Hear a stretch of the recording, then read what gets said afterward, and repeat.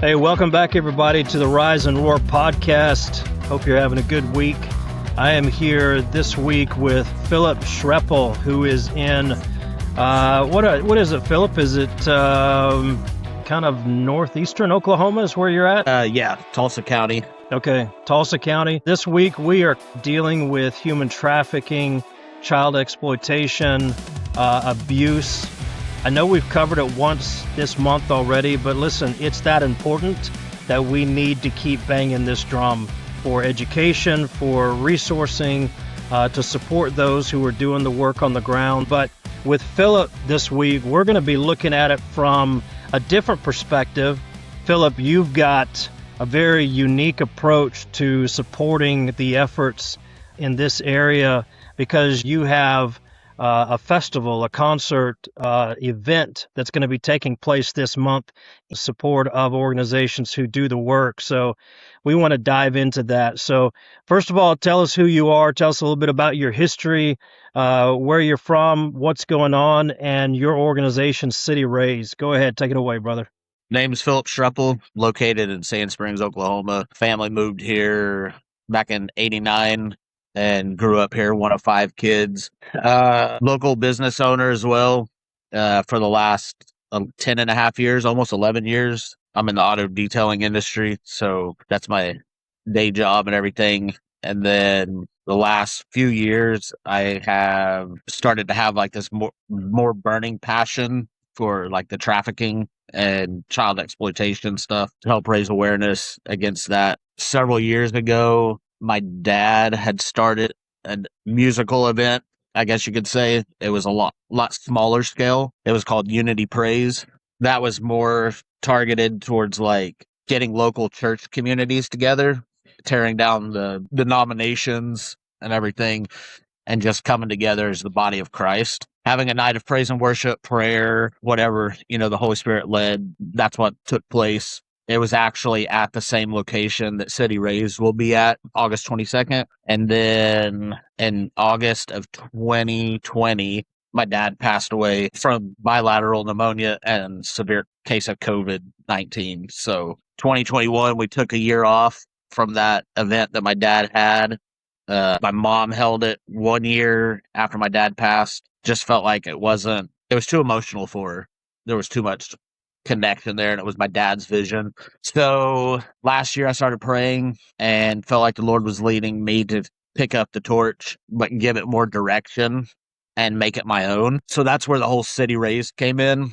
That was a name that the Lord had given me for a musical event back in 2009 when I was attending the young adults ministry at Victory Christian over in Tulsa. The word raised means to tear something to its foundation and rebuild it. So keeping in line with my dad's vision with getting a community together with Unity Praise and everything, I saw the connection with City Razed, making it my own event, but still showing my dad's legacy to it and incorporating something that I'm passionate about, which is the anti-trafficking and exploitation of children and stuff like that. That's how the whole City Razed thing came about. And then I started pushing forward with it back in January, early February of this year, and it just took off like a rocket. People started coming across my path that I'd never known before. Just the right doors opening at the right time. Met Jamie from 13 Minutes. He reached out to me, and we just started throwing ideas at each other. And next thing you know, we had an event in the works. Then we got Seventh Day Slumber on board and Magdalene Rose. It's less than 2 weeks away now. So really excited about that. August 22nd, for anybody that's listening, if you are anywhere in that region, this is definitely an event you want to be a part of. August 22nd. Tell us again where it is. It's in Sand Springs, Oklahoma. Yeah, it's at the Case Community Center or Case Community Park in Sand Springs. The address is 2500 South River City Park Road. It's just west of the Walmart, so it's pretty easy to find, and it's a beautiful facility. The park, there's splash pad, there's soccer fields, there's playgrounds, basketball courts, skate park for skateboarding and rollerblading and stuff like that. We're just trying to really pack the park literally and Yeah. bring out as many people as we possibly can. If it's multiple communities, that's even better. Just extend the reach and the people that can be ministered to through this event. Yeah, definitely. First of all, let me back up and just say condolences to you on the loss of your dad. I know Thank that's you. hard, and 6 years passed, but still probably hits every day, I'm sure. Yeah, especially when it's dealing with stuff that was initially his vision, carrying that on and everything. Yeah, it gets tough. Definitely want to honor him in this as well. So I appreciate you sharing that about him and his vision. One of the things that I caught across your socials recently is that you have made this event, City Raised, on August 22nd, a free event to the community. Is that correct? Yeah, we initially were gonna do admission at the gate and everything, just like a concert or any other like big music festival. But I started praying and I just felt uneasy about charging people. I don't know if it's necessarily this, but it's kind of like the way I got it, like felt like in my spirit, like I shouldn't be charging people to be experiencing Jesus. So I talked to Jamie and threw the idea at him and was like, "Hey, do you think we should just make this a free event to the public? And then since we're trying to raise awareness and funds for the spring shelter, then we can just let them have that decision. However much they want, to donate, we leave that up to the attendee." And he was like, "Absolutely. But it doesn't matter what I think." He was like, "Go with what you feel the Holy Spirit's leading you to do." And so I was like, okay.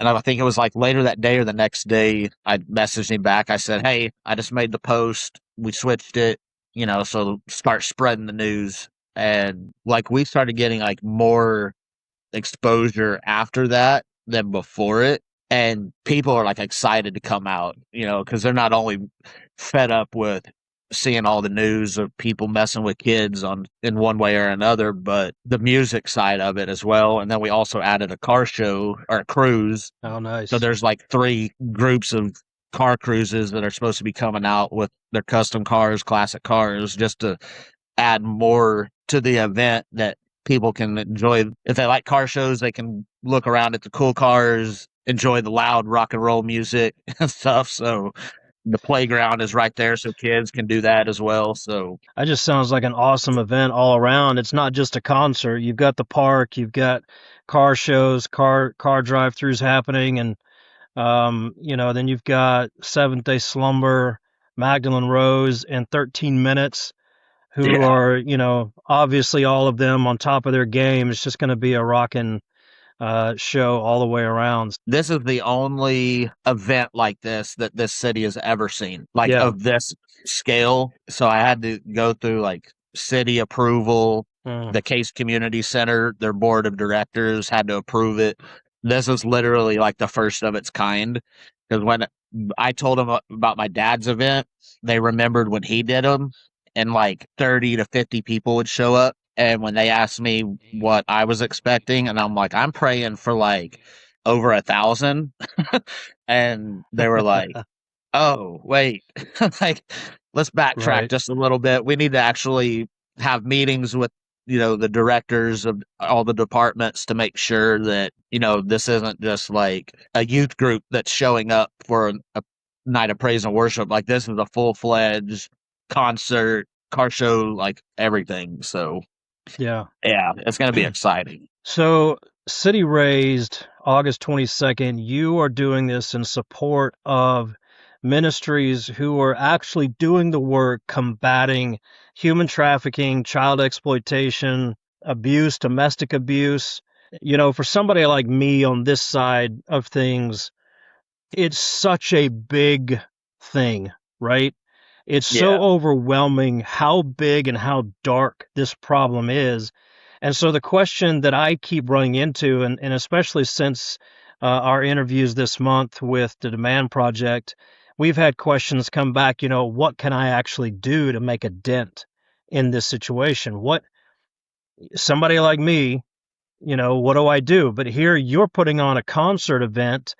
How does City Raised support that effort, that ministry? Who are you supporting? Who are you involved with that's actually doing the work? What does that look like? Talk to us more about the work being done that you're supporting. Since this is so new, we're really focusing on getting the people in front of the organizations, because like you had mentioned to me earlier, you hadn't really heard that much about the spring shelter. So there's Hmm. probably people local to me where this organization is that don't even know about this organization. So it's Right. not only helping getting their name as like a household name. What I really would like to do from this event, obviously make it a yearly event, but make the spring shelter, the Demand Project as well, since they're, covering a lot of Tulsa County stuff. I'm sure they deal with people that live in Sand Springs as well, because there's no borders when it comes to the evils like that, is really to make organizations like them a household name. Back in the day, I remember seeing, Mazio's pizza magnets on a refrigerator at my parents' house. Hmm. I want to build that bridge between the community and those organizations where they might go into a school and they might have like a seminar with people and talk to people, but really bridge that gap where if a student, in one of the local schools is having issues and they go to their counselor, they immediately have that resource handy to directly get that person connected immediately with those resources, instead of it just like being documented or filed or reported. Yes, they would report it to the police and stuff like that, but that's like the legal side. And then you still have the medical side, the emotional side, all that kind of stuff, and just really make it a household name. I'm not biased against any of the organizations. I love them both. So if I can push both and get people connected and get their names out there, that's my number one goal. And then as we grow and mature in our mission, we'll start bringing in more volunteers through City Raised that can mentor at the school. If a counselor reaches out and says, hey, there's a seventh grade boy, stuff's evil. Sorry. Hmm. It's all right. That needs to talk to somebody. The seventh grade boy, isn't going to want to talk to a female necessarily all the time. So just to build that relationship in the community, the organizations, the local police departments, the council, school counselors, everybody, and just build, like I say on my social medias and stuff, like protectors of innocence. Like I said, the word raise means to tear something to its foundation and rebuild it, and really aim towards rebuilding a community that actively protects those kids, instead of it always just being, like the Facebook posts from like a police department saying, a mugshot, so and so got arrested for, and is charged with this, or, a news reporter reporting it. Like they say it takes a village, that phrase, that's Hmm. basically where I want to take this. Like it takes a village, and just bring everybody super, super close together. And when it comes to kids, if you want to help protect them and mentor them and be a positive influence, that's what we want. I'm just excited to That see where the Lord takes this. Yeah, that's good stuff. And you and I briefly before recording talked about the organization that you're supporting directly, and you just mentioned again it's the Spring Shelter that's in that county. Is that correct? Yeah. So tell us more about the Spring Shelter. Is this another bridge organization? Do you actually have beds? Do they have counseling? What do they do for people who are involved in or recovering from trafficking and abuse?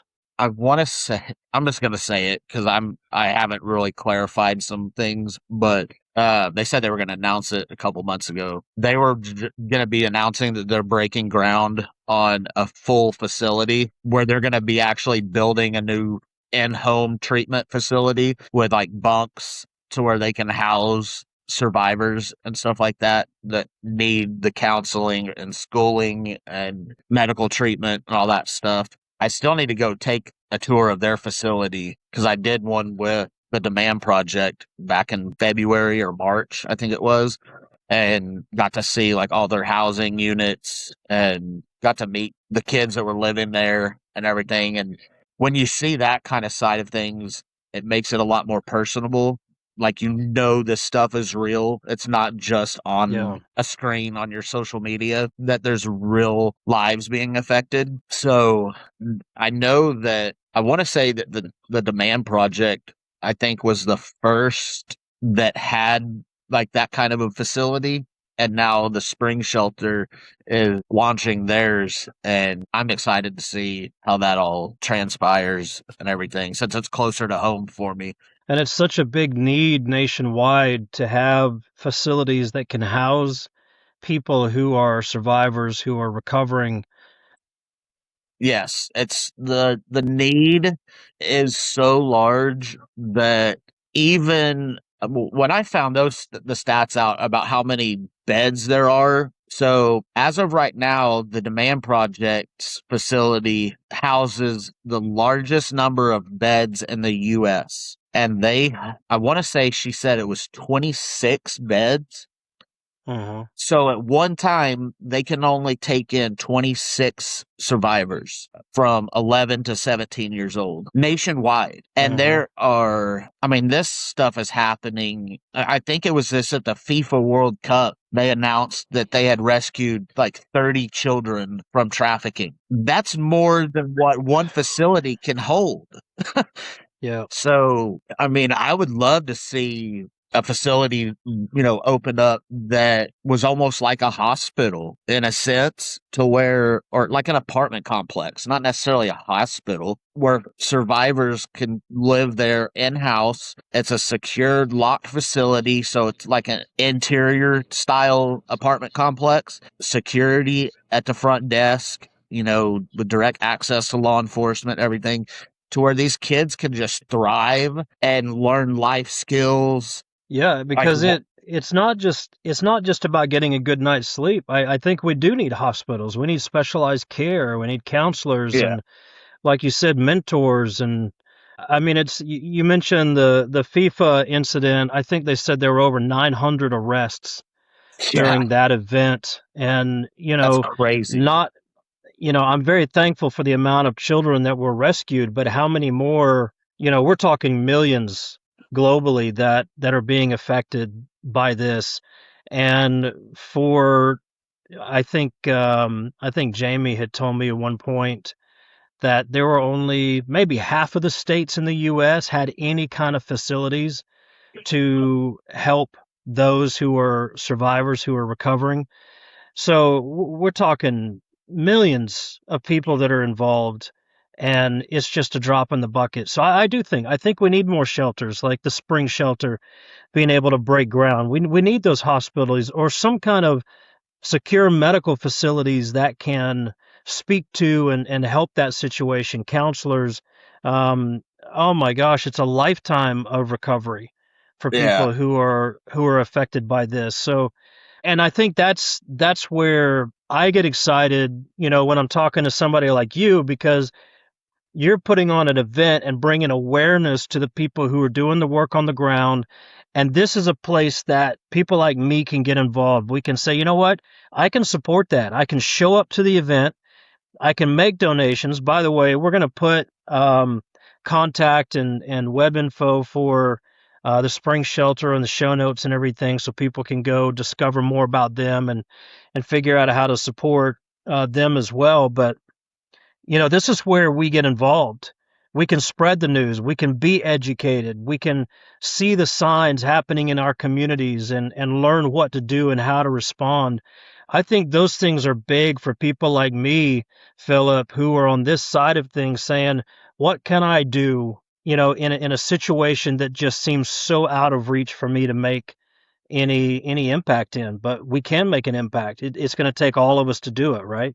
Yeah, I'm glad you touched base on the ways of actually being involved, because I know that that was one thing that, like, when I started getting it, like, this burning passion about wanting to be involved with this, like, I just despise when I see stories of this kind of evil. My flesh wants to act out, you know, Mm-hmm. Yep. like Yeah. I just want to You want to go local fight? police department post show up and I comment like I'll commit some small white collar crime, put me in the same cell with that person for 5 minutes, you know. Right. But then I have to realize that Jesus loves them as well. That's a reality that a lot. That's a reality that a lot of people don't want to face.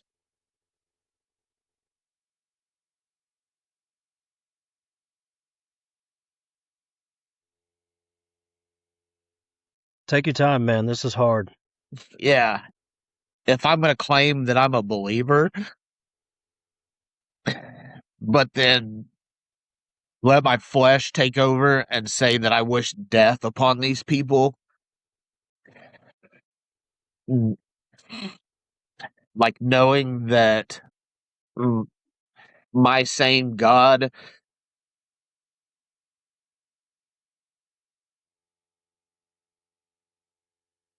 that I follow and that I love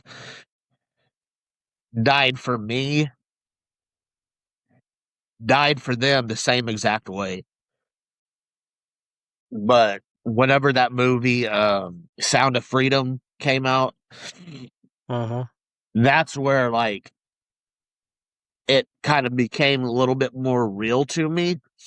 So I was left like I want to be involved. Like I want to be doing something active. I want to put action to this passion that I have, but didn't know what to do. Like Uh-huh. I left that theater that night stumped. And then when you brought up the fact of this is something that you could actually get involved with, like the Demand Project, the Spring Shelter, they could do seminars and they teach, you know, parents and whoever attends those seminars and whatnot, like literal actions that they can start training themselves. Like I wrote down some like bullet points regarding that, which was like seeing the signs, learning the signs of trafficking, sexual abuse, exploitation.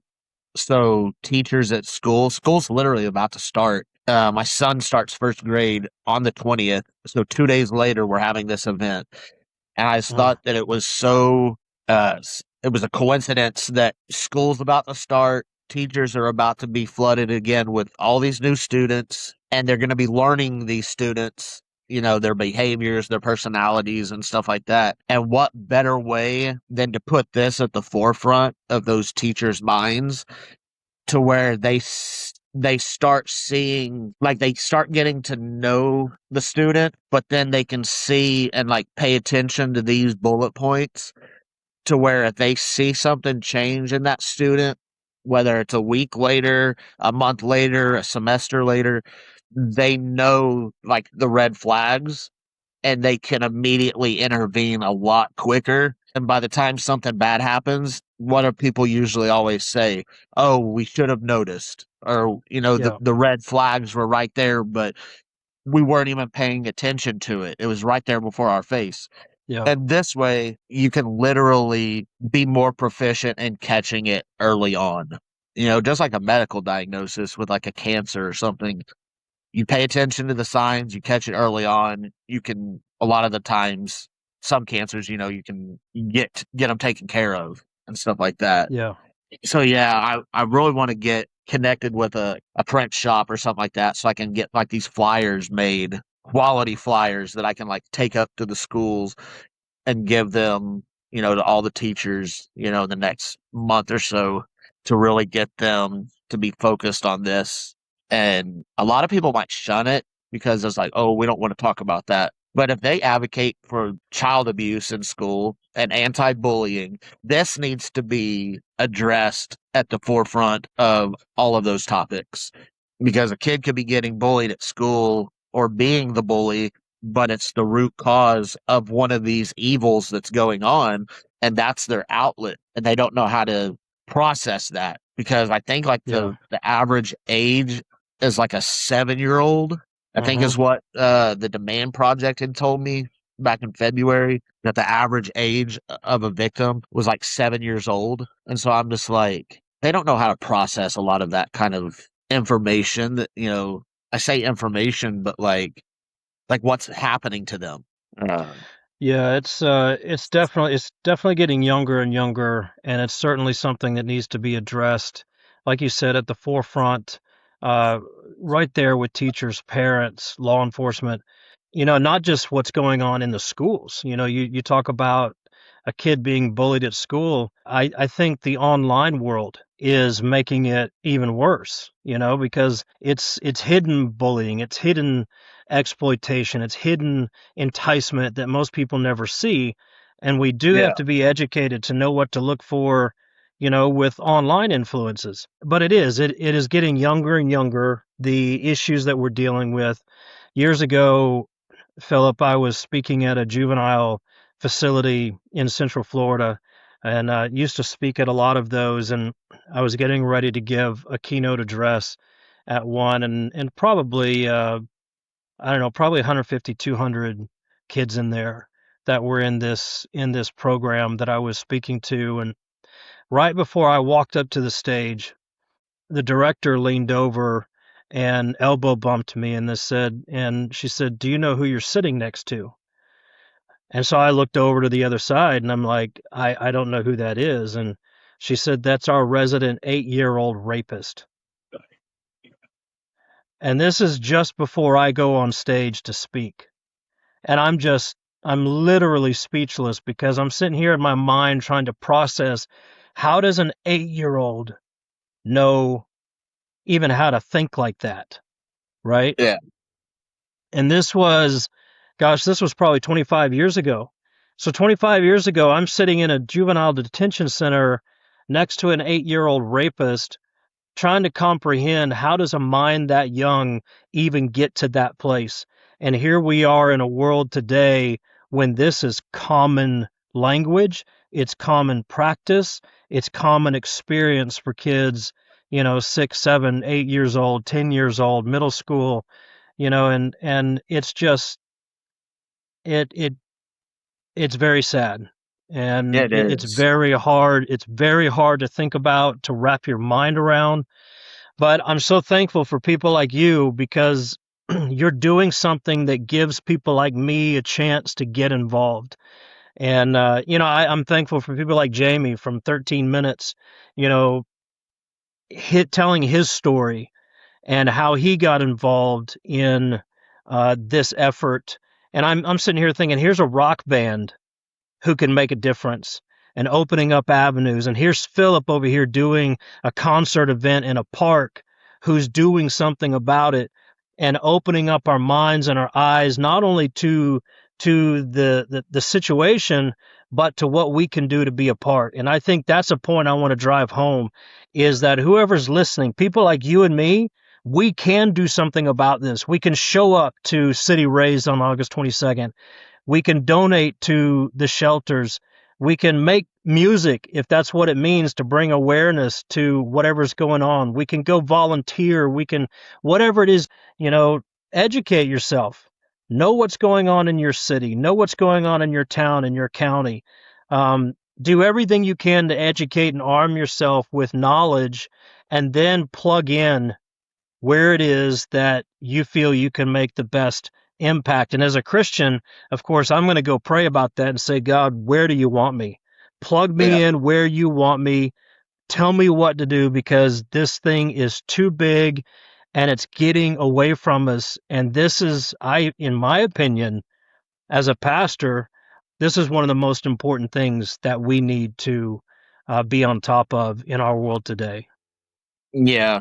And that's another like they say, like your 3-year plan, 5-year plan, 10-year plan, stuff like that.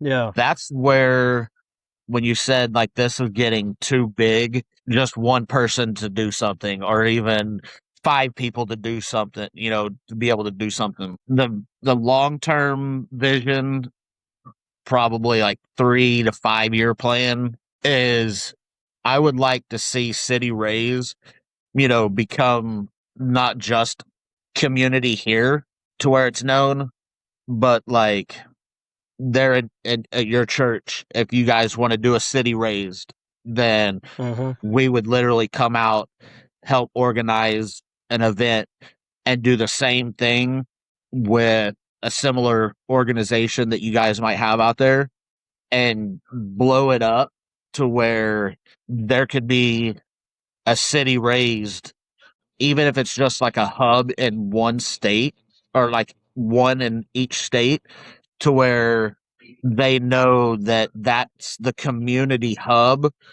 to be connected with organizations like that. So, Yeah. and I guess it'd be like a middleman in a sense, but it's like getting that foot in the door for people to actually take action in Yeah. any way that they can. That's really how, like, that's a big vision. Like, when I think about it, because I'm like, what business, organization, nonprofit, whatever, literally has a location in every single state? Like, that has to Hmm. be really, really big. Like, how are you going to facilitate that kind of stuff? But man, when there's God and there's a will, there's a way. Yeah. And this There evil is. is only getting bigger, and something has to be done. And like I said earlier, it takes a village, and the village has got to start stepping up and protecting its children, because it doesn't discriminate. It can be in a low income neighborhood house. It can be in a $5 million house. People just need to get involved and do something. Something. Hmm. Once it becomes real to you in real life, and not just in a movie or a phone, watching it on Facebook on a Tim Tebow Foundation sponsored ad, you know, Yeah. it just becomes so much more personal. I have a 6-year-old son. He starts first grade. My oldest son will be 20 next month. He's a United States Marine. So I've been cautious about stuff like that, with sleepovers and, whatnot. Like, that sucks to know that this evil is so rampant now in communities. You can't even let your kid go to a friend's house because you don't know the parents. And if you try to get to know Yeah. the parents, they think that that's weird, And it's like I used to stay the night with my friends when I was younger and have sleepovers and Yeah. whatnot. I would never let my son do that now. Not saying like my good friends, but somebody he meets at school and like, hey, I want to go stay the night with so and so. It's like, sorry, dude. Like, we can go to a movie, hang out, go to a park, do something fun, but nah, no sleepovers, man. There's definitely a Yeah. lot to be concerned about, in this, and like you said, as a parent, what do you do? Decision by decision. It's real. It's right here in front Yeah. of us. Well, let me ask Yeah. you this, Philip. You're doing this event free to the public. Um, how do people donate? Do they do that in person? Is there a way to do that online? If somebody from another state wants to send you a donation, how do we do that? A lot of that stuff, because we didn't really think about the whole out of state stuff, because we were really focusing like on a not a small tier, because we wanted a lot of people to show up for the event because of the cause. So we were mainly doing like in person at the event. I had started a city raise GoFundMe to where people like online. So like when my family, out of state wanted to help, and donate and stuff, they could do that. And then that money would be funneled through to the spring shelter, and we're going to present them with like, I don't know where you get those like big obnoxious, publishers clearinghouse style checks, Those big but checks. You go to a sign shop. yeah, probably. But that's like what we're wanting to do, is like present them with the total amount, and not have like a ceremony or anything like that, but just be able to like do something really cool like that Yeah. and donate to them. I don't know how much it's going to end up being from the event, but when I talked to my friend that works there, she was like, anything's better than nothing. Uh-huh. If it covers the cost of one survivor for the treatment stuff that they provide, however that they break down those costs, Uh-huh. that's one survivor that you've impacted. And Yeah. so when she told me that, I was just like, okay, that makes me feel a little bit better. I was like, Yeah. I just didn't want to be like, hey, here's $10, because nobody Right. donates or whatever. But like I said, the event, people can just do it at their free will instead of feeling like they're being forced to do something by paying an admission fee. Just let the Lord speak to them, and whatever they feel on their heart is what they should do. Then that's what they should do. And is your GoFundMe page still active? Yeah, the link is actually on our City Raised page on Facebook. No. When you scroll Okay. down, like by the bio and all that stuff, it'll have the link right there. Okay. So we can give in person. We'll put the links up for your information so people can go find it there. And I'm sure people can look up the spring shelter if they want to contact them directly as well. I think they said that they could do like over the phone donations. I'm not Yeah. 100% about that, but I don't see why they wouldn't have that ability. So if anybody's Yeah. listening that's out of state and wants to be involved, I'm sure they could, phone them up and be like, hey, I saw this podcast. You guys were mentioned, and I would like to invest, and bless your organization and stuff like that.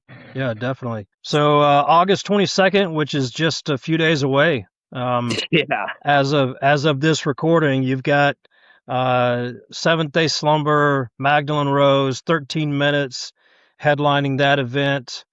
Those three bands. You're going to be at a skate park, playground, all kinds of activities. You've got car shows going on that day. What time does the event start? The gates will open to the public at 5. The event will actually start at 7, and then we have the park until about midnight. And we'll have food trucks out there. We'll be doing raffles for auto details, ceramic coatings, tattoos. Kids can get like the temporary temporary tattoos, Yeah, and local tattoo shop's going to be out there with a booth and giving away like swag bags and stuff like that. It's going very to be cool. really fun, something totally different than what this city's ever seen. So I'm excited. That's awesome. August 22nd, folks. We'll leave all the links available in the show notes. Definitely, if you're anywhere near driving distance, get out there. Philip, man, I appreciate your time tonight. It's been so enlightening and helpful, and I'm so pumped Thank you very much for your event and for what you're doing. So thank you again for everything, man. You're welcome. Thank you for having me. Yeah, brother. We'll talk to you soon, okay? All right.